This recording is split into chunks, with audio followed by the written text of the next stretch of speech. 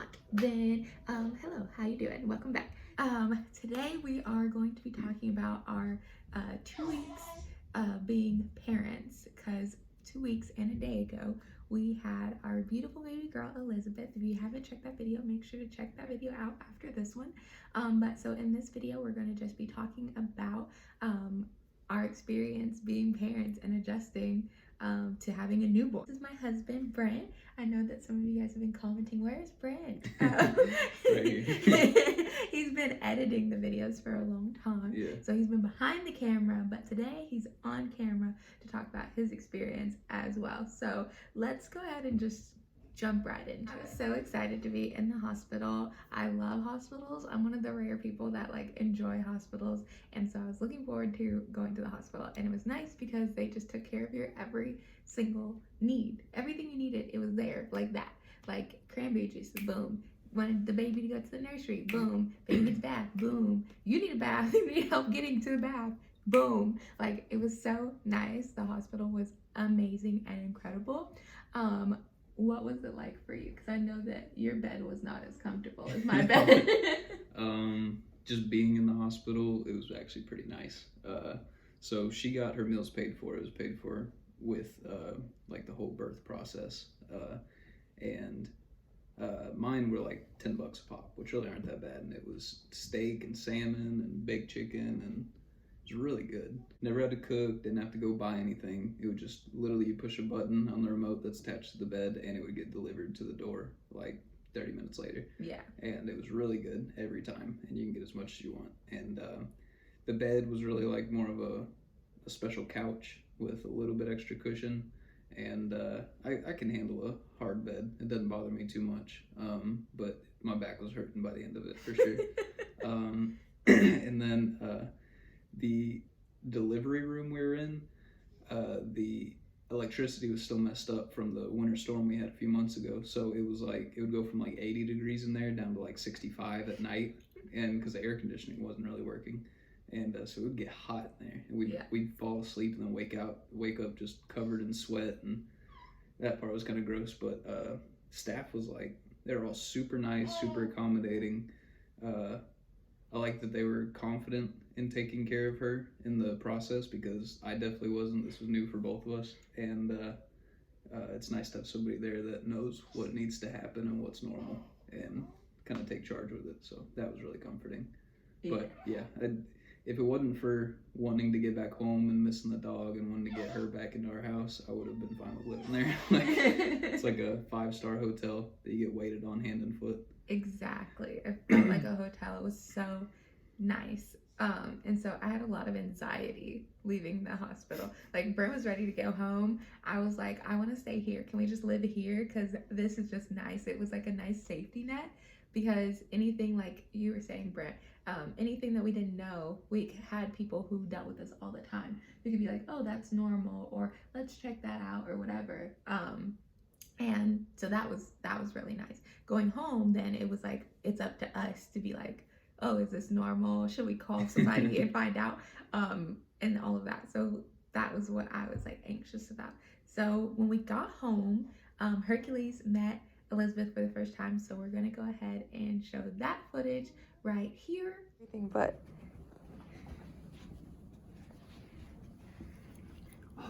Oh, you like her? That's your sister, buddy.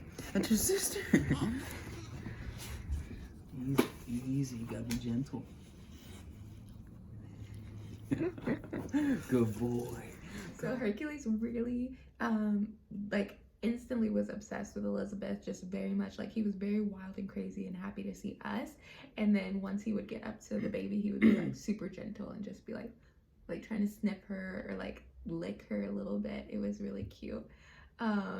So adjusting to being at home, what did you feel like? What would you say, like, the first couple nights when we had her at home?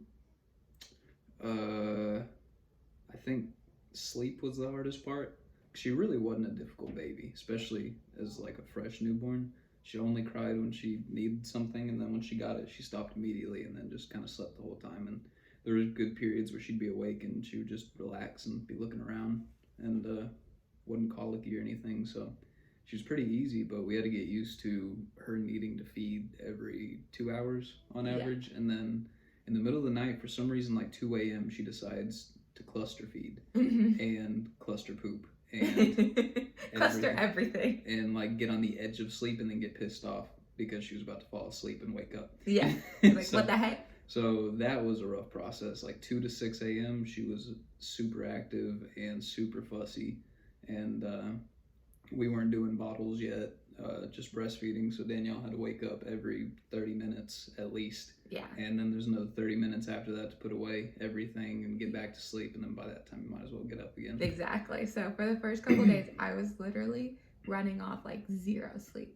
Like, Brent was constantly like, you just need to lay down and go to bed. And I'm like, I can't, because as soon as I go to lay down and get comfortable and fall asleep, she's going to need me again to eat. So it's like, at that point, I feel like I just might as well just stay up then. Yeah. And it was like constantly like wanting to feed, because once my milk came in, it was over.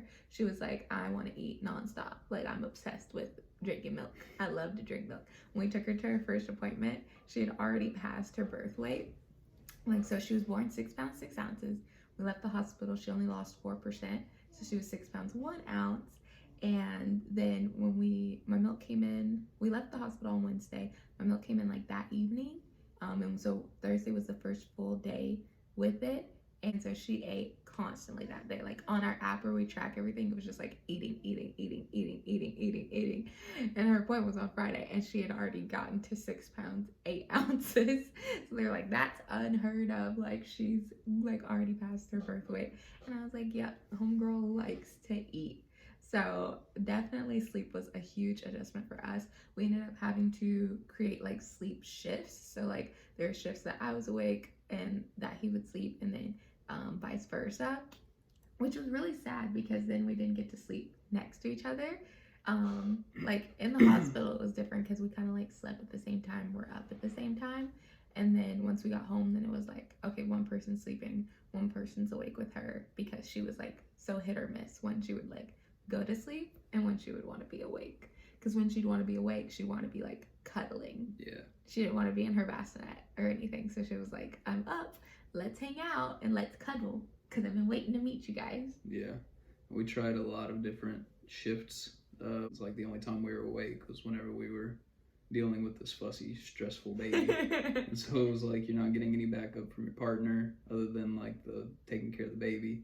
And you're still sleep deprived because you're not getting 8 hours in that situation. So we went to, I think we did 4 2 2. So we had two 2-hour shifts and 1 4-hour shift that we slept in.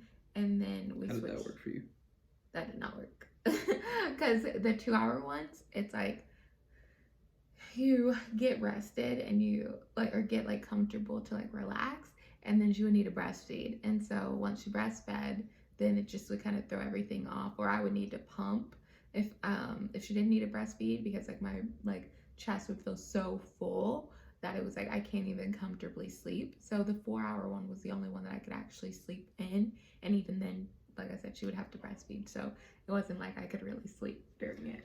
She would have to breastfeed, and then it's not like the second the 4-hour period starts, you're knocked out of sleep, and then you wake up exactly at 4 hours. You got to take 30 minutes just to get moved in to the other room or get set up to sleep, and then you got to lie down and like start going to sleep. So you really end up getting like 45 minutes on a good 4-hour shift, maybe an hour and a half. Yeah. And then the 2-hour ones, I didn't get a single minute of sleep for those. I just like would lay down and get ready to sleep and end up just relaxing with my eyes open, because it might as well not even be enough time. Yeah. And I don't have to breastfeed, so that was, I'd say we've had about, not including the last 2-3 days, we've had about 4 hours or 3 hours of sleep a day.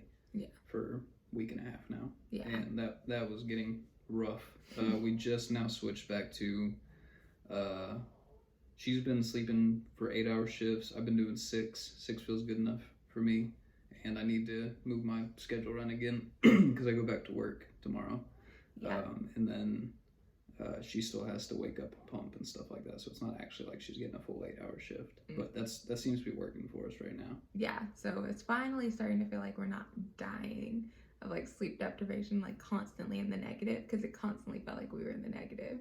at first, and so now it's kind of like we're getting into a good space. Yeah. But that goes into my biggest fear, which is that he goes back to work tomorrow, and we've been trying not to think about it because it's just been so nice. Like, even though it's been hard, we're talking about like all the negatives because we want to be open and honest about like how it's obviously challenging having a newborn, no matter how cute they are. It's definitely been something that's been lingering in the back of our minds. Like, okay, eventually he's gonna go back to work, and so I'm still gonna be home. And so it's just gonna be me here during the day. So we also have to navigate how we're gonna do sleep schedule whenever it's like he needs to get sleep to go to work because he obviously has a dangerous job. We both kind of have dangerous jobs. I'm taking care of a little human, and you're dealing with heavy machinery. So it's very serious. Like, if he is like not fully rested, then he can like end up hurting himself really badly at work, which we obviously do not want. So I'm definitely really sad about you going to work tomorrow. I'm not looking forward to it at all. Yeah. I don't want to cry. Anyway, but yeah, so he's going back to work, and that'll be a bummer. But luckily, it's during the week, so it's just like a couple days that we have to get through, and then he'll be home on the That's weekend. true. So that's nice. That's how I'm trying to think of it. It's like, just gotta make it through like 3 days, and then he'll be back at home for Saturday and Sunday. But yeah, so that's like all the heavy stuff. Like, we navigated through getting through the sleep and me trying to get rest by me pumping and feeding her bottles at night, because then Brent could do it all during my sleep shift and I didn't have to wake up during my sleep shift. So that helped me a lot, because then we were both being able to fully like rest during our sleep shifts instead of me having to like work because she is hungry and she needs me and I'm the only one that can feed her. And now I can feed her during my wake hours, like from the breast, and then whenever I'm sleeping, then she can sleep with the bottle. And that's worked for us because she like adjusted to breastfeeding really well. She didn't have a problem with that. Like I said, she loved to eat. So when we went to the bottle, it was still fine. I was able to breastfeed and not have too many issues, knock on wood. Because so far we haven't had any issues. Another thing that saved our lives was the pacifier. Oh goodness, little miss. Yeah, we fought that for a while. We didn't want to get it to where she was like, we wanted to avoid it if we could, because it comes with stuff. And there was one night where she just was inconsolable, and for hours, no matter what I did, she was just a mess, like she is right now. She was screaming, crying, like changed her, burped her, fed her, nothing would work. And then I put that pacifier in her mouth and she passed out. And so we use it like rarely now when she needs it and can't be consoled.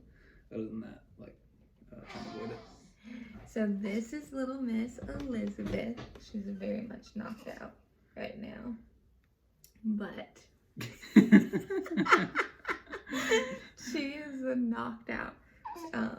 She's been snoozing. This is her nighttime because it's daytime hours. So of course it's nighttime for her.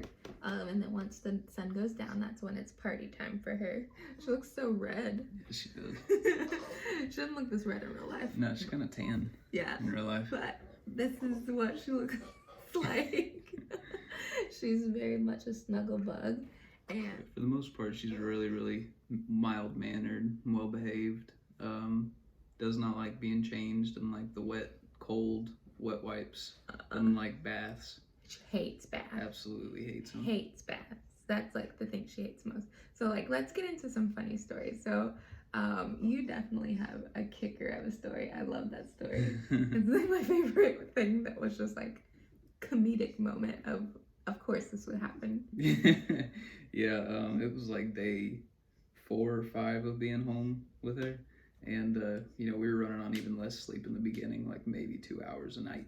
Mm-hmm. And I think I told Danielle to relax and I would take care of everything or something. Mm-hmm. And so I've been changing her. It was probably like 3:30, 4 in the morning. And she was freaking out, had been freaking out. I was trying to console her. And then she made like an explosion in her diaper. And so I went and changed it, got her all ready, put her in her swaddle, like calmed her down. finally got her to relax, put her in her bassinet, and I hear the biggest, wettest, nastiest Just poop. Yeah. And then another one, and then another one. And we joked, we were like, oh, we better wait till she's done before we change her. Yeah. So, and then she starts crying because she's sitting in it. And I go and the swaddle she has is a zip one. So I just zipped it down, and she was completely missing her diaper, and there was poop everywhere. She was literally in like a sack of poop. And I stopped and I was looking, and I was like, what happened? I have such a clear memory of putting that diaper on, so I was like, she kicked it off. So I'm reaching in there, I'm getting poop on my hands, like feeling around, there's no diaper anywhere to be found. And I'm like, looking at it, staring, and I look over at Danielle, and she's looking at me like, what? And I was like, I really, really don't know what happened. You're seeing this, right? Because I'm thinking I might be hallucinating. I might be asleep right now. And even you remembered me putting a diaper on her, right? Yeah, like I remember because he had said just relax, and so I was like, okay. My version of relaxing was I was gonna pump because I couldn't relax until I pumped, and so I was like getting up, getting everything I needed to pump, and I remember he was changing her, and I saw a little diaper next to him, and so that's why whenever like he pulled it down and it was just like free, nothing there to catch any of the poo, free poo everywhere, I was like, what happened? What happened to the diaper? And then when he looked in there and there was no diaper, I was like, what? I saw the diaper.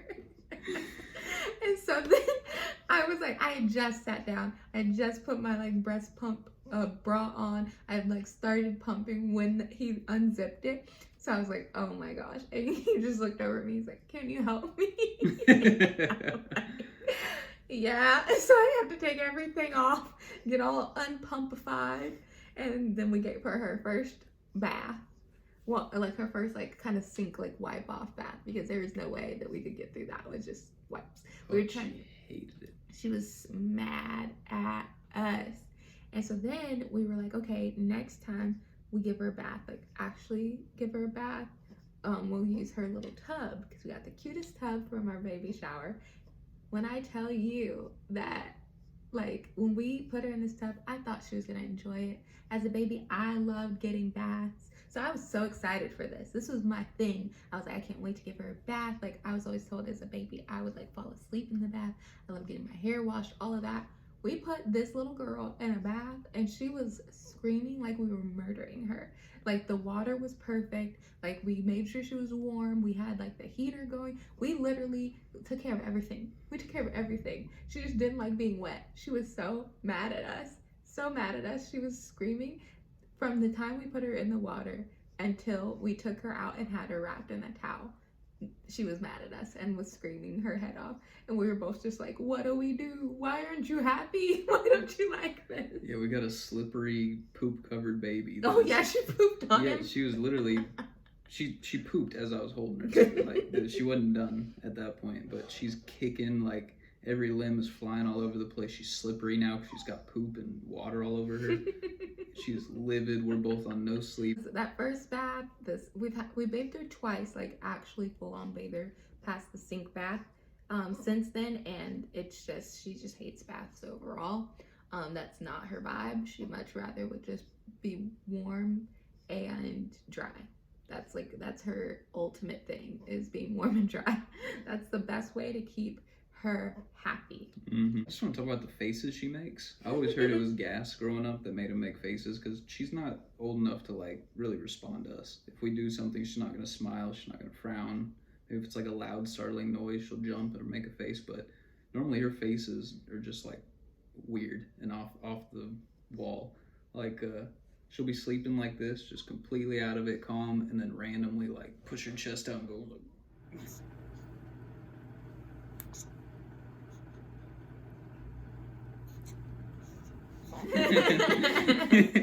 and like really do it too, and she'll give a grunt. Like, she grunts all the time. It's hilarious. Like, we'll be sitting on the couch and she'll be passed out asleep, and she'll just start grunting and making noises. We'll be cracking up to each other. Nobody's saying a word. It's just funny how it comes out. and she'll growl kind of like like kind of noise. She makes a ton of noises, and they're all hilarious. She gets an attitude sometimes if you scare her awake, like you'd make a noise. One, she's a super heavy sleeper. I don't think there's a point yet where we've woken her up and she started crying or anything, unless she like needed to eat or something. But Yeah.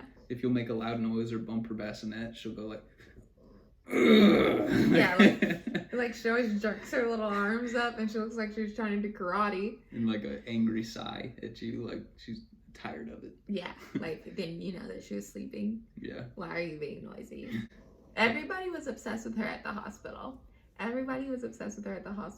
The pediatrician who came was like, said her lips were artistic. Yeah. And like then all the nurses and stuff were like obsessed with her and would constantly come by to like see her. If there was like an intern on the floor, somehow they would end up in the room to come see her.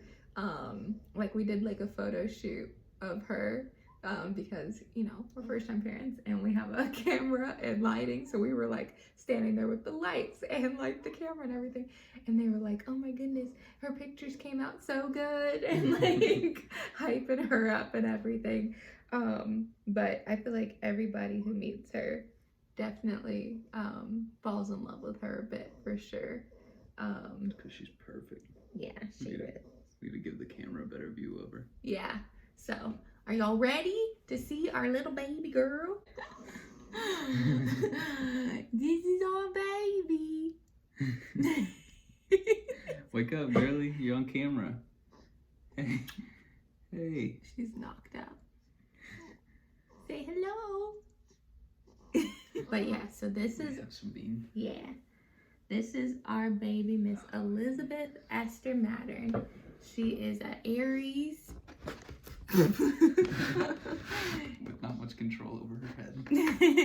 She is an Aries little baby, and she is our absolute world. She is so sweet, and even when she's sassy, she went through a little bit of a growth spurt, which is another reason why she was extra like fussy. But other than that, I mean, I wouldn't change this experience for the world. No, but it's the best thing that I think has ever happened to me, at least. Yeah. So, with Brent going back to work, I will be documenting what it is like to be a stay-at-home mama with a little newborn. So if that's something that you're interested in, make sure to turn our post notifications on, because you never know when we're actually going to post. We try to post every Tuesday and Friday, but that doesn't always happen. So make sure to turn the post notifications on, and I will see you in our next video. Bye.